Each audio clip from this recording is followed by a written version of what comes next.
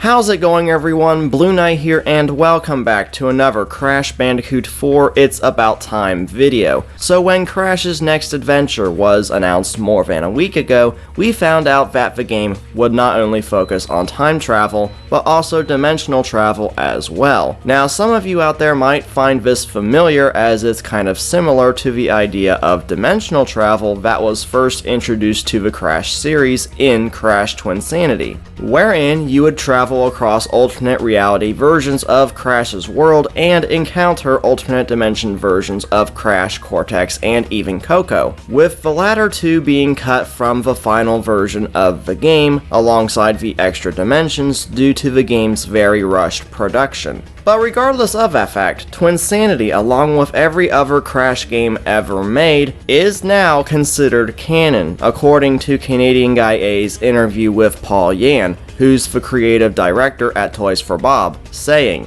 "For us, chronologically, that's where the events pick up. But this game is called Crash 4 It's About Time, and there are multiple timelines in this multiverse. The other events that happened after Crash warped, they did happen. They may have happened in other alternate timelines, and those may be reflected in some ways in this, but this is a game that picks up right after Crash 3 warped." So from what we can gather from that, is that all the other games that came after the release of Warped, like Wrath of Cortex, Twinsanity, and Titans, are all considered alternate timelines to this game's events, which is absolutely great that those games are still being acknowledged and are not forgotten. But there seems to be something that's still a mystery, and that seems to be the Skylanders series. Now, for those of you who are fans of the Skylanders series, you would know that Crash did make an appearance in the series alongside Spyro the Dragon, Cortex, and Aku Aku in Skylanders Imaginators, which was the final console game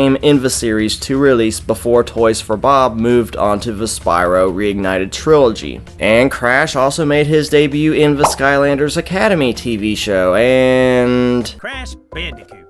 And I have no idea how I got here. Yep. Crash can apparently speak perfect English when he could not do so before. And from what I remember, fans were initially mixed when Crash made his debut in the show for this reason, and I was one of them, but I gradually got used to the idea of Crash speaking by the time the third season came out, which overall improved Crash's appearance in the show and also introduced Coco to the series. So are these Skylanders versions of Crash considered canon to the multiverse established in Crash 4? I mean, they are alternate versions of the characters, well, at least for the Skylanders Academy appearances. Crash's debut episode took place during Crash 1, for crying out loud. Last thing I remember, I was on the Wampa Islands and about to free my friend Tawna from the clutches of the evil Dr. Neo Cortex. Crash never spoke in Crash 1, so I'd say that's alternate enough. So technically speaking, Skylanders would be canon, and I wouldn't see why not when Toys for Bob basically just considered the entire Crash Bandicoot franchise canon within Crash 4. And if true, I wouldn't be surprised if we get a Skylanders themed level in Crash 4, seeing as Toys for Bob essentially created Skylanders in the first place, and also because Crash 4 shares the same aesthetic as both Skylanders and Spyro Reignited. It's really become the style that Toys for Bob has been known for. But we're not done just yet, as we still have to explore the Spyro side of things. Now, some of you might be wondering why I'm even bringing Spyro into this discussion. Well, obviously because Skylanders served as Spyro's second reboot after the Legend of Spyro trilogy ended, but mainly because at the end of Canadian Guy A's interview with the creative director at Toys for Bob, Paul Yan,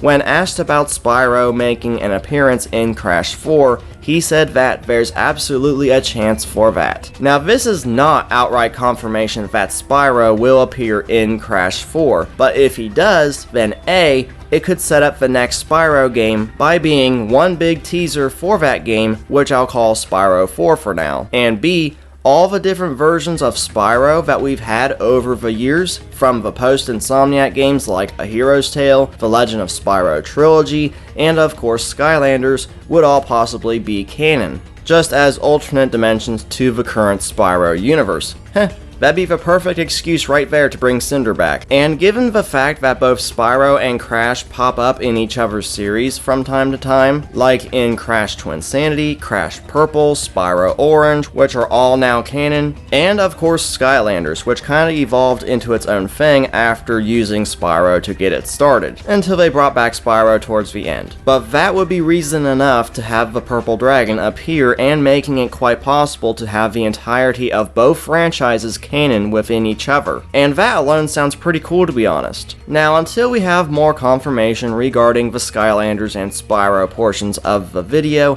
this will just remain a theory that just goes off the fact that pretty much the entire Crash Bandicoot series is now canon as of Crash 4. Whether or not that includes Crash's appearances in Skylanders is yet to be determined. But what do you guys think about this? You think that both the Skylanders and Spyro series may share the same multiversal canon because of Crash 4? Be sure to leave everything down in the comment section below, and also be sure to stay tuned to the channel for more Crash Bandicoot 4 It's About Time content coming your way. Once again, thank you all so much for watching and the support. I've been Blueknight, and I'll see you guys back here next time. Goodbye.